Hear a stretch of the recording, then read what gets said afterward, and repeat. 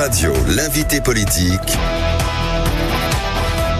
Benjamin Glaise. Il est 8h12 sur Sud Radio. Mon invité politique ce matin, c'est Laurent Jacobelli, député de la 8e circonscription de la Moselle, porte-parole du RN. Laurent Jacobelli, bonjour. Bonjour. Et merci d'être avec nous ce matin après une semaine qui aurait été sans doute l'une des plus importantes de l'histoire du Rassemblement national. Marine Le Pen, candidate à la présidentielle, elle a formé un pourvoi en cassation suite à sa condamnation en appel dans l'affaire des assistants parlementaires européens du FN. Elle ira jusqu'au bout, Marine Le Pen. Rien ne pourra l'en empêcher, Laurent Jacobelli. Oui, je tiens à rassurer tous les auditeurs qui espère un grand changement en France. Marine Le Pen ira jusqu'au bout. Aujourd'hui, les juges lui ont rendu son éligibilité. Nous avons évidemment fait l'audit de tous les process juridiques qui pouvaient exister. Marine Le Pen ira jusqu'au bout. Elle va présenter son programme pour retrouver la France qu'on aime, avec à ses côtés Jordan Bardella comme futur Premier ministre. Je pense que la campagne est lancée, qu'il va falloir maintenant parler du fond. L'épisode judiciaire est derrière nous, en tout cas en ce qui concerne cette campagne. En ce qui concerne la Cour de cassation.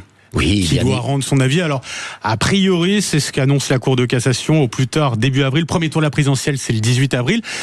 Elle restera candidate, Marine Le Pen, même si elle est condamnée définitivement par la Cour de cassation et qu'elle doit finir sa campagne avec un bracelet électronique. Toutes les pistes sont envisagées, j'imagine forcément celle-là. Oui, bien sûr, on envisage tout, mais je pense qu'il faut arrêter cette espèce de Dallas judiciaire avec des épisodes à rebondissement. Aujourd'hui, une fois encore, Marine Le Pen a annoncé sa candidature. Cela s'est fait conformément à sa parole envers les Français, puisqu'elle est éligible et libre de ses mouvements. Elle ira jusqu'au bout. Vous savez, la France est dans un tel état aujourd'hui qu'il faut arrêter toutes ces saccades qui nous sont imposées par un tempo judiciaire. Il faut redresser le pays, un pays surendetté, un pays où l'insécurité ravage la vie quotidienne, où l'immigration rend la défense de notre identité chaque jour plus difficile. Je crois que le sursaut est nécessaire, et ce sursaut, c'est avec Marine Le Pen et Jordan Bardella à ses côtés que nous le mènerons. Elle ne prend donc aucun risque, Marine Le Pen, selon vous. Je ne laisserai personne confisquer cette présidentielle aux Français. C'est-à-dire qu'elle a quand même une crainte, une inquiétude. Elle part de qui d'ailleurs quand elle dit qu'elle ne laissera personne confisquer cette présidentielle aux Français? Personne, ni les juges, ni la presse, ni la mauvaise foi de certains anciens premiers ministres. Il est temps d'avoir un débat profond sur les causes du mal français. Il est temps que Marine Le Pen expose son programme. Vous savez, je pense que cette période, ce scénario que nous avons vécu ces dernières semaines aura montré la force de caractère et de conviction de Marine Le Pen. Elle ne renonce jamais devant l'obstacle, et je pense que c'est très rassurant pour les Français d'avoir une future présidente de la République qui a ce courage, cette volonté, cette ténacité, parce que du courage, il va en falloir pour sortir notre pays du ruisseau. Et ce courage, je pense que cette force de caractère, elle l'a montré. Vous l'avez dit, Laurent Jacobelli, Marine Le Pen qui veut ramener la campagne sur le fond. Séminaire de 3 jours à partir de mercredi entre les cabinets de Marine Le Pen et de Jordan Bardella. Ce sera quoi la ligne du parti pour la campagne? Est-ce que Marine Le Pen va reprendre à son compte une partie de la fibre pro-business libérale de Jordan Bardella? Vous savez, on a la possibilité chez nous d'avoir une politique à la fois pro-business, comme vous dites, et sociale. Vous savez, nous sommes nombreux à venir du gaullisme aujourd'hui au Rassemblement national. Le général de Gaulle, c'était ça. C'était l'essor économique qui soutient le progrès social. Je crois qu'on ne doit pas renoncer à ce modèle. Maintenant, nous devons prendre en compte la réalité de la France d'aujourd'hui. Une France surimposée, une France surnormée et une France surendettée. On va tout mettre sur la table. On va analyser les chiffres et les données. Et on va faire le programme le plus réaliste possible pour les Français. Il y a 2 écueils pour nous. Baisser les bras, comme l'ont fait certains, en disant c'est foutu, on fera rien. Nous, on n'est pas comme ça. Et le deuxième écueil, c'est de ne pas dire la vérité aux Français. Je pense qu'il faut un contrat clair avec les Français. Donc on fera un bilan de la situation et nous proposerons un projet de quinquennat à la fois réaliste et ambitieux. Laurent Jacobelli, je rappelle, porte-parole du Rassemblement national, député de la Moselle. Une donnée à prendre en compte, comme vous le dites, c'est le positionnement du patronat. Marine Le Pen fait-elle peur au milieu économique? Je ne sais pas si vous avez vu l'article du Figaro dans lequel on peut lire notamment que le monde patronal a décidé de combattre le programme économique de Marine Le Pen.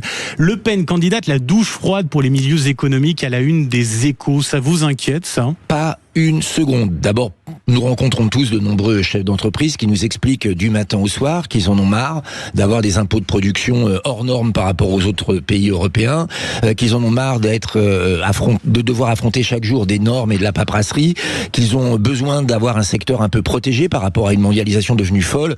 Je pense que ce qui a été terrible pour les chefs d'entreprise, c'est le macronisme. 70 000 faillites par an. C'est un record absolu. Un niveau de taxe jamais atteint, des normes en tout cas, ils étaient moins inquiets d'avoir un Jordan Bardella candidat qu'une Marine Le Pen candidate. C'est ce qui leur sort. Ils ont un duo Marine Le Pen et Jordan Bardella qui proposera des mesures très concrètes pour les entreprises. C'est-à-dire quel gage vous allez donner aux grands patrons? On parle du patronat ici. On n'est pas là pour donner des gages, on est là pour expliquer un programme. Notre programme leur dira par exemple que nous allons supprimer les impôts de production qui coûtent un bras et qui taxent les entreprises avant même qu'elles aient fait des bénéfices. Nous leur dirons aussi que nous allons aider à l'emploi des jeunes, notamment avec une possibilité de ne pas payer pour ces jeunes d'impôts sur le revenu jusqu'à l'âge de 30 ans. Tout cela va les aider à embaucher, les aider à produire, et puis le fait que nous les protégions aussi d'une mondialisation devenue folle leur permettra d'avoir une industrie souveraine. Ce qui les inquiète aussi, c'est la réforme des retraites. Non, mais qu'ils ne soient pas inquiets. D'abord parce que nous ne leur demanderons pas d'efforts supplémentaires. Retour à 60 ans. Nous ne leur demanderons pour les pas. Carrières longues. Non, arrêtez. Retour à 60 ans et 40 annuités pour les personnes ayant commencé à travailler avant 20 ans. Je pense qu'il y a beaucoup de caricatures qui courent. Nous allons éclaircir les choses et ils seront très vite rassurés. Et vous savez, le problème des retraites aujourd'hui, c'est qu'en France, un jeune commence à avoir un emploi stable à partir de 27 ans. C'est 23 ans en Allemagne. Ça fait 4 années de cotisation en moins. Eh bien, nous disons aux entreprises et aux jeunes, faire en sorte que les jeunes accèdent au marché du travail plus tôt, c'est plus de cotisations, plus d'emplois pour les entreprises, et c'est bon pour tout le monde. On va expliquer, et s'il faut expliquer 100 fois, on expliquera 100 fois, mais loin des caricatures et de la mauvaise foi. Parce que le patronat a peut-être mal compris, c'est ce que vous sous-entendez ici? Non, mais je pense qu'il y a des caricatures qui circulent. Je pense que certains nombres de syndicats de patrons ne sont pas toujours de très bonne foi, ni même certains organes de presse que vous auriez pu citer. Marine Le Pen qui dit vouloir imposer un débat de fond, Laurent Jacobelli, quand est-ce qu'on connaîtra exactement le programme du RN pour cette élection présidentielle? Mais vous le connaîtrez dès la rentrée, vous aurez les principaux éléments. Après les vacances d'été? Bien sûr, bah oui, c'est normal, on va travailler aussi et se reposer un peu probablement pendant ces vacances d'été, et puis nous délivrerons le programme par petites touches, puis intégralement à partir de la rentrée. C'est normal, comme nous le faisons à chaque fois, mais je le dis à ceux qui vous écoutent, loin des mythes et légendes, nous présenterons un programme chiffré avec un calendrier d'exécution pour que les Français connaissent leur feuille de route, et ils sauront même d'ailleurs qui sera chargé de le mettre en place. Nous avons déjà dit qui serait Premier ministre, ce sera Jordan Bardella. Vous savez, dans les autres partis, si Mélenchon gagne, ce sera qui le Premier ministre? Rima Hassan? Louis Boyard? Si c'est le bloc central, ce sera quoi? Un Premier ministre de gauche, un Premier ministre de droite, un Premier ministre qui baisse les bras avant même d'avoir commencé? Je pense que nous, notre programme sera à la fois clair, rassurant, Jean-Luc avec Mélenchon une équipe qui a tout de même une longueur d'avance sur le RN, avec déjà un premier meeting à Saint-Denis. Le RN, d'ailleurs, premier meeting, ce sera pour quand? Ce sera en octobre, mais vous savez, il y a déjà eu quelques meetings qui ont eu lieu. Marine Le Pen continuera à arpenter les routes de France comme elle l'a toujours fait. Jordan Bardella fera la même chose. On a la chance, nous on a deux leaders, on a un duo, donc on va dédoubler nos forces. Jean-Luc Mélenchon, selon vous, a de l'avance. Moi je trouve qu'il a beaucoup de poids morts à traîner. D'abord ses députés, dont l'attitude à l'Assemblée nationale montre bien la violence du programme de la France insoumise, l'antisémitisme crasse qui est l'apanage d'un certain nombre de ses affidés.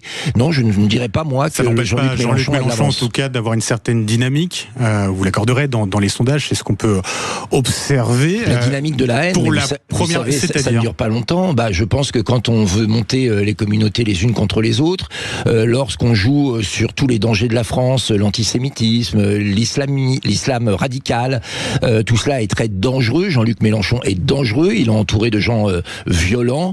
Il est dangereux pour qui? Pour tous les Français.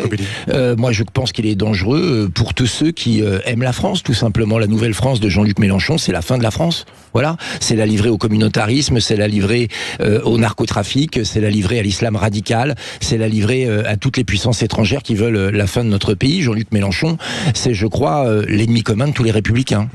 Revenons-en à votre Premier ministre potentiel en cas de victoire en 2027, Jordan Bardella, qui dit dans une interview au Figaro qu'il va bien, malgré effectivement cette décision. Vous confirmez, j'imagine, ça ne m'étonne pas en tout cas, Laurent Jacobelli, de votre part. Il dit vouloir, dans cette interview au Figaro, former un gouvernement d'union nationale qui dépasserait le RN en cas de victoire en 2027. C'est une affirmation assez forte. À qui le RN tend la main? Tous les patriotes, tous ceux qui voient l'état désastreux dans lequel se trouve la France, mais qui ne sont pas fatalistes, qui se disent que nous avons tous les moyens de retrouver cette France que l'on aime, de mettre en place les conditions de la Renaissance française. Et il y en a partout des gens comme ça. Nous allons ouvrir les portes et les fenêtres. C'est-à-dire au centre, à gauche? Il y en a un tout petit peu à gauche. Vous pensez à qui? Je sais pas, vous savez, nous on a des gens qui viennent chez nous. Vous avez forcément on a des gens qui viennent chez nous, qui viennent du Parti Socialiste, qui viennent de la France Insoumise, on en a eu dans les candidatures récentes. Il y en a évidemment plus à droite, mais il y en a partout, et nous, tous ceux qui demain renonceront aux petites logiques d'appareil... Vous voulez pas nous dire à gauche qui serait, à qui vous tendez éventuellement la main? Je vais pas vous dire, mais c'est vrai que quand moi j'ai un débat avec Arnaud Montebourg et qu'il nous parle de réindustrialisation et de souveraineté nationale, voilà, on voit que ça existe. Vous appelez en tout cas Arnaud Montebourg, notamment, à rejoindre ce gouvernement d'union nationale en cas de victoire en 2027. Mais des gens qui, à gauche, ont à cœur la France et la souveraineté nationale, pourquoi pas? Je reviens du Danemark qui est dirigé à gauche, qui a une politique d'immigration très claire et qui défend les Danois et qui ne donne pas la priorité à ceux qui viennent d'arriver. Donc vous voyez, des gens de bon sens, il y en a partout.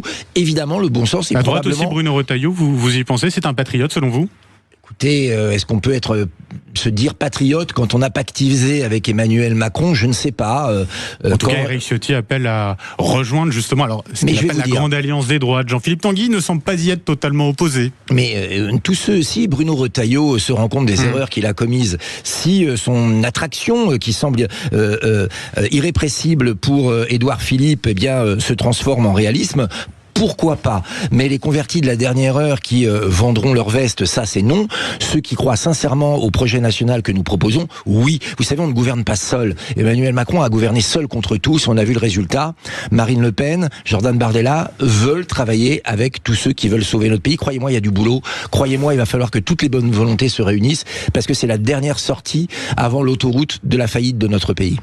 Est-ce que ce n'est pas finalement encore un revirement de la part de Marine Le Pen? En mars dernier sur France Inter, je ne crois pas à l'union des droites. Jordan Bardella l'a fait changer d'avis à ce sujet aussi. Mais est-ce que j'ai prononcé le mot union des droites? Est-ce que Jordan Bardella a prononcé le mot union des droites? Je vais vous dire. On sait qu'il y est favorable. Mais on va être très clair avec vos auditeurs, il y a probablement plus de patriotes raisonnables à droite qu'il y en a ailleurs. Bon, d'accord. Mais pour autant, nous ne fermerons aucune porte. Quelqu'un qui a les compétences pour travailler avec nous et qui aime profondément son pays, il a sa place aux côtés de Marine Le Pen. L'actualité, c'est aussi le défilé du 14 juillet. Demain, 6800 militaires présents. C'est un record historique. 15% de soldats supplémentaires par rapport à l'an dernier. 30% de véhicules et d'aéronefs en plus. Est-ce qu'il en fait trop pour son dernier 14 juillet à l'Élysée, Emmanuel Macron? Oui, mais surtout, moi, ce qui me surprend, c'est que l'entrée des spectateurs qui voudraient venir voir ce défilé est très protégée. Ça va être très compliqué d'aller voir ça. Donc, ces grandes démonstrations de force interdites au public, ça rappelle quand même des souvenirs, qui ne sont pas des souvenirs dans une démocratie, mais qui sont ailleurs, très loin à l'ouest et à l'est, pardon. Il y a quelques années, on a l'impression que c'est la place rouge ou la Corée du Nord. Non, mais je dis ça pour rire, mais on a un président complètement isolé qui veut flatter son ego et qui ne veut plus partager la joie de soutenir nos armées qui en ont bien besoin, parce qu'il faut avoir une politique de défense ambitieuse et claire par rapport aux dangers du monde. Je pense qu'on a un président de la République maintenant qui n'est plus là pour quelques mois que flatter son ego pour le temps qui lui reste à être à la présidence de la République. 9 mois, ça va être long. 9 mois avec un tel président. Ce 14 juillet, c'est aussi les 10 ans de l'attentat de Nice qui avait causé la mort de 86 personnes. Les commémorations ont débuté hier. Elles vont se poursuivre encore jusqu'à demain. Le maire de Nice, votre allié, Éric Ciotti, demande à la FIFA de faire observer une minute de silence demain soir avant le coup d'envoi aux États-Unis, France-Espagne. Il appelle Emmanuel Macron à appuyer sa demande. Vous y êtes favorable vous-même à cette minute de silence? Oui, parce que c'est un beau symbole. Se souvenir d'abord pour les victimes, pour les familles, et puis se souvenir que la France est toujours en proie à un grave danger qui s'appelle le terrorisme islamiste. Et quoi de plus beau que le sport qui doit être fédérateur pour envoyer un message d'union contre la barbarie. En parlant de sport, je ne sais pas si vous avez lu la déclaration, j'imagine, de l'ancien Premier ministre espagnol Mariano Rajoy, conservateur. Pour lui, il n'y a aucun Français dans les rangs de l'équipe de France. Ces propos, ils vous choquent, Laurent Jacobelli? C'est juste inqualifiable, en fait. Voilà. On peut être un peu chauvin quand, évidemment, on soutient une équipe de foot, mais de là à être raciste, je pense qu'il a franchi une frontière qu'il n'aurait pas dû franchir.